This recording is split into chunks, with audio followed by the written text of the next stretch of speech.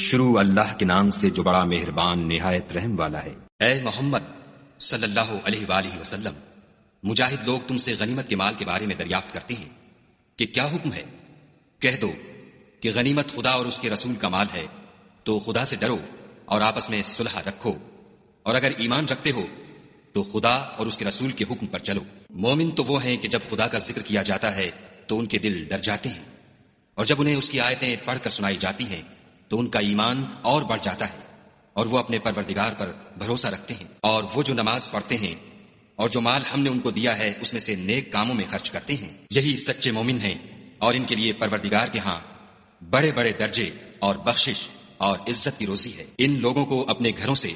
اس طرح نکلنا چاہیے تھا جس طرح تمہارے پروردگار نے تم کو تدبیر کے ساتھ اپنے گھر سے نکالا، اور اس وقت مومنوں کی ایک جماعت ناخوش تھی۔ وہ لوگ حق بات میں اس کے ظاہر ہوئے پیچھے تم سے جھگڑنے لگے، گویا موت کی طرف دھکیلے جاتے ہیں اور اسے دیکھ رہے ہیں۔ اور اس وقت کو یاد کرو جب خدا تم سے وعدہ کرتا تھا کہ ابو سفیان اور ابو جہل کے 2 گروہوں میں سے ایک گروہ تمہارا مسخر ہو جائے گا، اور تم چاہتے تھے کہ جو قافلہ بے شان و شوکت یعنی بے ہتھیار ہے وہ تمہارے ہاتھ آ جائے، اور خدا چاہتا تھا کہ اپنے فرمان سے حق کو قائم رکھے اور کافروں کی جڑ کاٹ کر پھینک دے، تاکہ سچ کو سچ اور جھوٹ کو جھوٹ کر دے، گو مشرک ناخوش ہی ہوں۔ جب تم اپنے پروردگار سے فریاد کرتے تھے تو اس نے تمہاری دعا قبول کر لی اور فرمایا کہ تسلی رکھو، ہم 1000 فرشتوں سے جو ایک دوسرے کے پیچھے آتے جائیں گے تمہاری مدد کریں گے۔ اور اس مدد کو خدا نے محض بشارت بنایا تھا کہ تمہارے دل اس سے اطمینان حاصل کریں، اور مدد تو اللہ ہی کی طرف سے ہے، بے شک خدا غالب حکمت والا ہے۔ جب اس نے تمہاری تسکین کے لیے اپنی طرف سے تمہیں نیند کی چادر اڑا دی اور تم پر آسمان سے پانی برسا دیا تاکہ تم کو اس سے نہلا کر پاک کر دے اور شیطانی نجاست کو تم سے دور کر دے، اور اس لیے بھی کہ تمہارے دلوں کو مضبوط کر دے اور اس سے تمہارے پاؤں جمائے رکھے۔ جب تمہارا پروردگار فرشتوں کو ارشاد فرماتا تھا کہ میں تمہارے ساتھ ہوں، تم مومنوں کو تسلی دو کہ ثابت قدم رہیں، میں ابھی ابھی کافروں کے دلوں میں رعب و ہیبت ڈالے دیتا ہوں، تو ان کے سر مار کر اڑا دو اور ان کا پور پور مار کر توڑ دو۔ یہ سزا اس لیے دی گئی کہ انہوں نے خدا اور اس کے رسول کی مخالفت کی، اور جو شخص خدا اور اس کے رسول کی مخالفت کرتا ہے تو خدا بھی سخت عذاب دینے والا ہے۔ یہ مزہ تو یہاں چکھو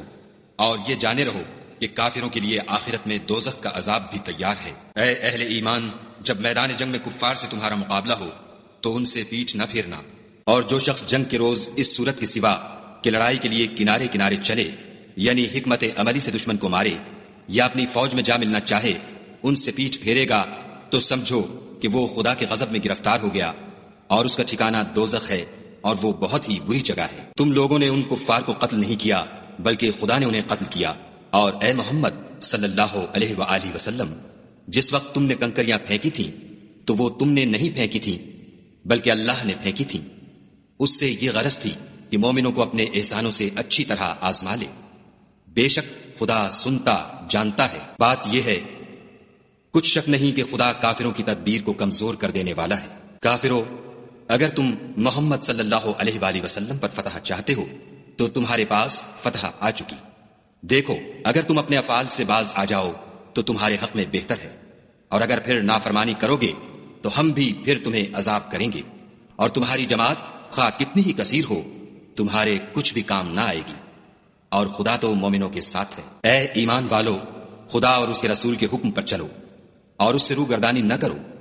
اور تم سنتے ہو، اور ان لوگوں جیسے نہ ہونا جو کہتے ہیں کہ ہم نے حکم خدا سن لیا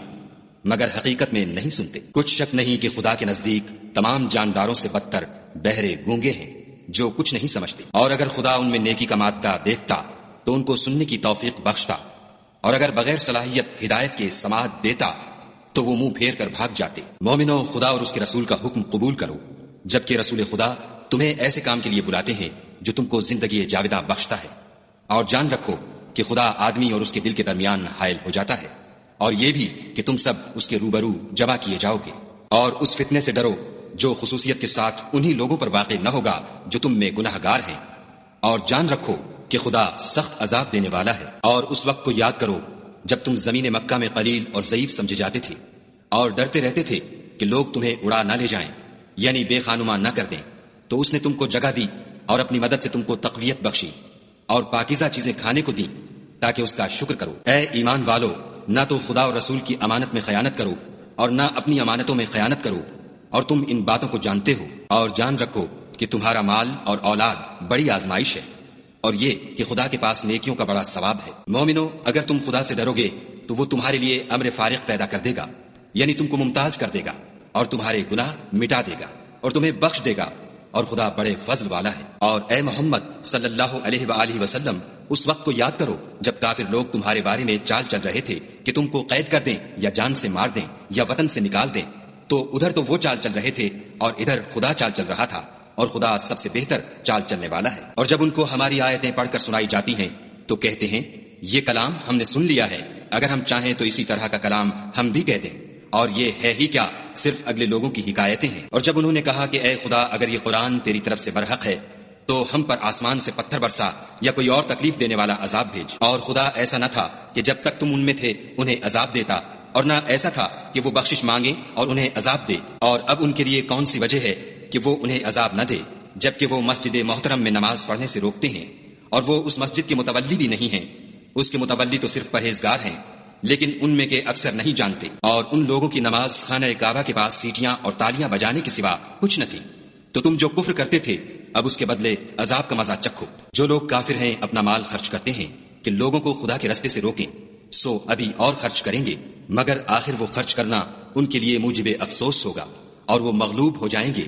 اور کافر لوگ دوزخ کی طرف ہانکے جائیں گے، تاکہ خدا پاک سے ناپاک کو الگ کر دے اور ناپاک کو ایک دوسرے پر رکھ کر ایک ڈھیر بنا دے، پھر اس کو دوزخ میں ڈال دے۔ یہی لوگ خسارہ پانے والے ہیں۔ اے پیغمبر صلی اللہ علیہ وآلہ وسلم، کفار سے کہہ دو کہ اگر وہ اپنے افعال سے باز آ جائیں تو جو ہو چکا وہ انہیں معاف کر دیا جائے گا، اور اگر پھر وہی حرکات کرنے لگیں گے تو اگلے لوگوں کا جو طریق جاری ہو چکا ہے وہی ان کے حق میں برتا جائے گا۔ اور ان لوگوں سے لڑتے رہو یہاں تک کہ فتنہ یعنی کفر کا فساد باقی نہ رہے اور دین سب خدا ہی کا ہو جائے، اور اگر باز آ جائیں تو خدا ان کے کاموں کو دیکھ رہا ہے، اور اگر روگردانی کریں تو جان رکھو کہ خدا تمہارا حمایتی ہے، اور وہ خوب حمایتی اور خوب مددگار ہے۔ اور جان رکھو کہ جو چیز تم کفار سے لوٹ کر لاؤ اس میں سے 5واں حصہ خدا کا اور اس کے رسول کا اور اہل قرابت کا اور یتیموں کا اور محتاجوں کا اور مسافروں کا ہے۔ اگر تم خدا پر اور اس نصرت پر ایمان رکھتے ہو جو حق و باطل میں فرق کرنے کے دن یعنی جنگ بدر میں جس دن دونوں فوجوں میں مٹھ بھیڑ ہو گئی اپنے بندے محمد صلی اللہ علیہ وآلہ وسلم پر نازل فرمائی، اور خدا ہر چیز پر قادر ہے۔ جس وقت تم مدینے سے قریب کے ناکے پر تھے اور کافر بعید کے ناکے پر، اور قافلہ تم سے نیچے اتر گیا تھا، اور اگر تم جنگ کے لیے آپس میں قرارداد کر لیتے تو وقت معین پر جمع ہونے میں تقدیم و تاخیر ہو جاتی، لیکن خدا کو منظور تھا کہ جو کام ہو کر رہنے والا تھا اسے کر ہی ڈالے، تاکہ جو مرے بصیرت پر یعنی یقین جان کر مرے، اور جو جیتا رہے وہ بھی بصیرت پر یعنی حق پہچان کر جیتا رہے۔ اور کچھ شک نہیں کہ خدا سنتا جانتا ہے۔ اس وقت خدا نے تمہیں خواب میں کافروں کو تھوڑی تعداد میں دکھایا، اور اگر بہت کر کے دکھاتا تو تم لوگ جی چھوڑ دیتے اور جو کام درپیش تھا اس میں جھگڑنے لگتے، لیکن خدا نے تمہیں اس سے بچا لیا، بے شک وہ سینوں کی باتوں تک سے واقف ہے۔ اور اس وقت جب تم ایک دوسرے کے مقابل ہوئے تو کافروں کو تمہاری نظروں میں تھوڑا کر کے دکھاتا تھا اور تم کو ان کی نگاہوں میں تھوڑا کر کے دکھاتا تھا، تاکہ خدا کو جو کام کرنا منظور تھا اسے کر ڈالے، اور سب کاموں کا رجوع خدا ہی کی طرف ہے۔ مومنوں، جب کفار کی کسی جماعت سے تمہارا مقابلہ ہو تو ثابت قدم رہو اور خدا کو بہت یاد کرو تاکہ مراد حاصل کرو، اور خدا اور اس کے رسول کے حکم پر چلو، اور آپس میں جھگڑا نہ کرنا کہ ایسا کرو گے تو تم بزدل ہو جاؤ گے اور تمہارا اقبال جاتا رہے گا، اور صبر سے کام لو کہ خدا صبر کرنے والوں کا مددگار ہے۔ اور ان لوگوں جیسے نہ ہونا جو اتراتے ہوئے یعنی حق کا مقابلہ کرنے کے لیے اور لوگوں کو دکھانے کے لیے گھروں سے نکل آئے اور لوگوں کو خدا کی راہ سے روکتے ہیں، اور جو اعمال یہ کرتے ہیں خدا ان پر احاطہ کیے ہوئے ہے۔ اور جب شیطانوں نے ان کے اعمال ان کو آراستہ کر دکھائے اور کہا کہ آج کے دن لوگوں میں کوئی تم پر غالب نہ ہوگا اور میں تمہارا رفیق ہوں، لیکن جب دونوں فوجیں ایک دوسرے کے مقابل صف آرا ہوئیں تو پسپا ہو کر چل دیا اور کہنے لگا کہ مجھے تم سے کوئی واسطہ نہیں، میں تو ایسی چیزیں دیکھ رہا ہوں جو تم نہیں دیکھ سکتے، مجھے تو خدا سے ڈر لگتا ہے اور خدا سخت عذاب کرنے والا ہے۔ اس وقت منافق اور کافر جن کے دلوں میں مرض تھا کہتے تھے کہ ان لوگوں کو ان کے دین نے مغرور کر رکھا ہے، اور جو شخص خدا پر بھروسہ رکھتا ہے تو خدا غالب حکمت والا ہے۔ اور کاش تم اس وقت کی کیفیت دیکھو جب فرشتے کافروں کی جانیں نکالتے ہیں، ان کے منہوں اور پیٹھوں پر کوڑے اور ہتھوڑے وغیرہ مارتے ہیں اور کہتے ہیں کہ اب عذاب آتش کا مزہ چکھو، یہ ان اعمال کی سزا ہے جو تمہارے ہاتھوں نے آگے بھیجے ہیں، اور یہ جان رکھو کہ خدا بندوں پر ظلم نہیں کرتا۔ جیسا حال فرعونیوں اور ان سے پہلے لوگوں کا ہوا تھا، ویسا ہی ان کا ہوا کہ انہوں نے خدا کی آیتوں سے کفر کیا، تو خدا نے ان کے گناہوں کی سزا میں ان کو پکڑ لیا۔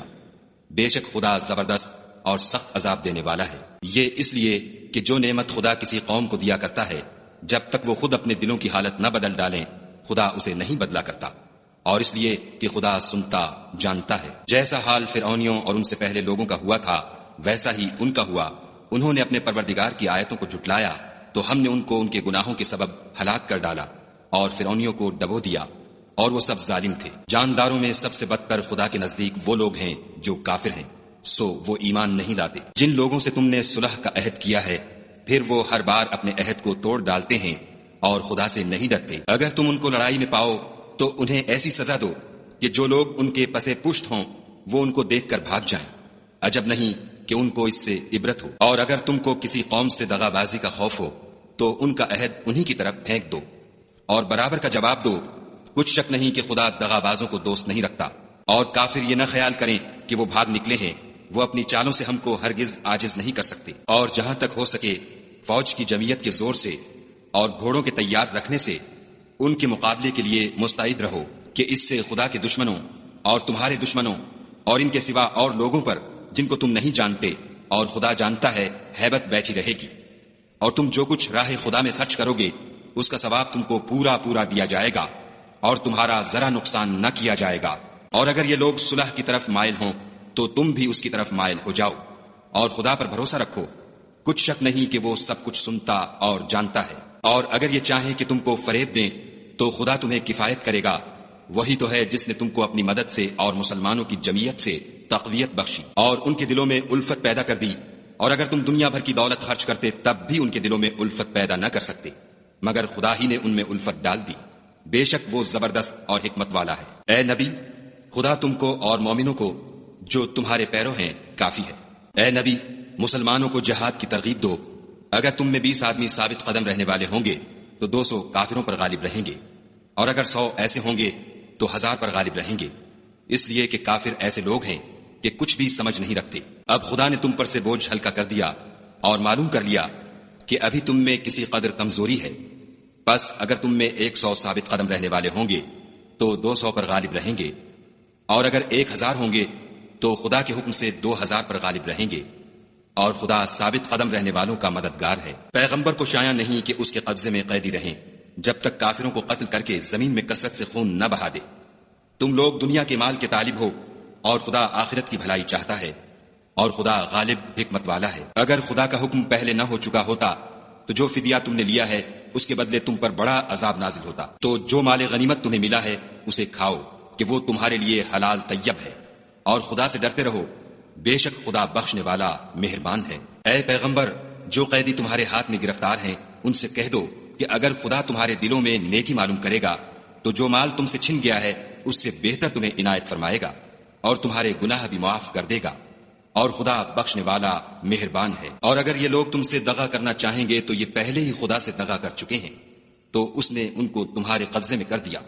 اور خدا دانا حکمت والا ہے۔ جو لوگ ایمان لائے اور وطن سے ہجرت کر گئے اور خدا کی راہ میں اپنے مال اور جان سے لڑے وہ، اور جنہوں نے ہجرت کرنے والوں کو جگہ دی اور ان کی مدد کی وہ، آپس میں ایک دوسرے کے رفیق ہیں۔ اور جو لوگ ایمان تو لے آئے لیکن ہجرت نہیں کی تو جب تک وہ ہجرت نہ کریں تم کو ان کی رفاقت سے کچھ سروکار نہیں، اور اگر وہ تم سے دین کے معاملات میں مدد طلب کریں تو تم کو مدد کرنی لازم ہے، مگر ان لوگوں کے مقابلے میں کہ تم میں اور ان میں صلح کا عہد ہو مدد نہیں کرنی چاہیے، اور خدا تمہارے سب کاموں کو دیکھ رہا ہے۔ اور جو لوگ کافر ہیں وہ بھی ایک دوسرے کے رفیق ہیں۔ تو مومنو،